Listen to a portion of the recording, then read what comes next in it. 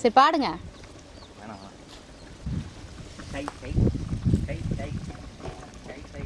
சரி வாங்க சீக்கிரம் வாங்க, கிண்டுங்க வாங்க.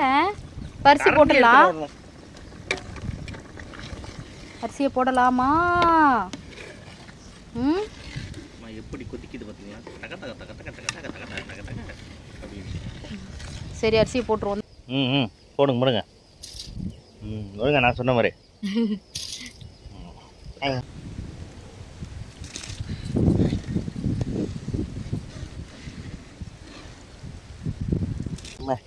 கால் அடிக்க போகுது.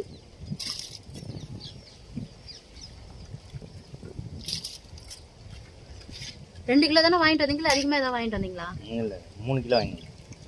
ஒரு ஒழுங்கா பார்க்காம என்னத்துக்கு அரிசி நீ அளந்து பண்ற? சொல்லுங்க, எனக்கு எப்படி தெரியாது 2 கிலோவா 3 கிலோவானு? தூக்கி பார்க்கல தெரியணும். நானும் டெய்லி காய்கறி சொத்தையா இருக்குது அதுவா இருக்குதுன்னு சொல்லிட்டு குறை சொல்ல தெரியுதுல்ல. சொத்தியா வாங்கி வந்தா சொத்தியா தான் இருக்குதா?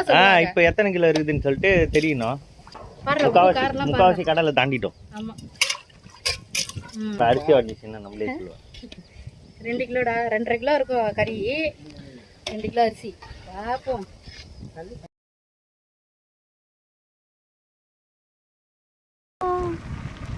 பொறுமையாக கிண்டிட்டு தங்கம்.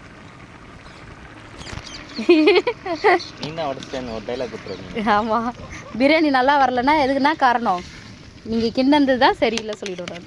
நல்லா வந்தால் நான் செஞ்சேன், நல்லா வரல. ஆமாம், அவ்வளோதான். அதுக்கு மேலே கிண்டக்கூடாது தம் போடுறதுக்கு. தண்ணி பத்துமா?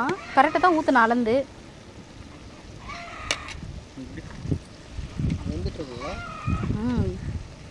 நீ வரும்போது தான் நான் அரிசி போடும், அதுக்குள்ளே இருந்துச்சுல. நான் நல்லா வேற ஊற வச்சுட்டேன்.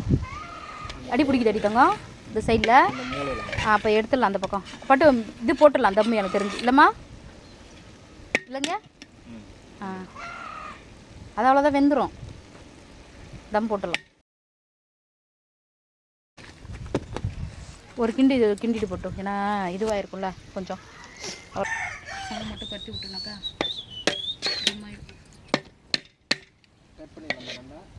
கட் பண்ணி ஒரு பதட்டம். முடிச்சு அவ்வளோதான். பார்த்து